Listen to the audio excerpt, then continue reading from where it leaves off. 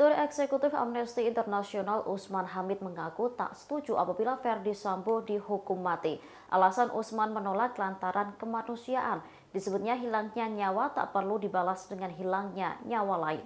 Hal itu diungkapkan oleh Usman pada Senin 5 September 2022. Seperti diketahui, Ferdy Sambo terjerat pasal 340 dengan ancaman hukuman mati soal kasus pembunuhan Brigadir J di rumah dinasnya. Menurut Usman Hamid, dirinya menolak Ferdy Sambo dihukum mati karena hal itu bertentangan dengan martabat manusia. Selain itu juga bertentangan dengan konstitusi dan seterusnya. Ia pun membenarkan bahwa apa yang dilakukan Ferdy Sambo ke Brigadir J jelas bertentangan dengan martabat manusia. Akan tetapi menurutnya hilangnya nyawa itu tidak harus dibalas dengan hilangnya nyawa yang lain.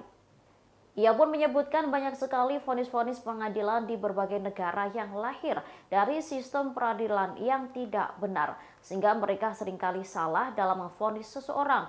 Usman berpendapat dalam perkara Ferdy Sambo masih ada resiko bahwa di kemudian hari tidak terbukti kesalahannya.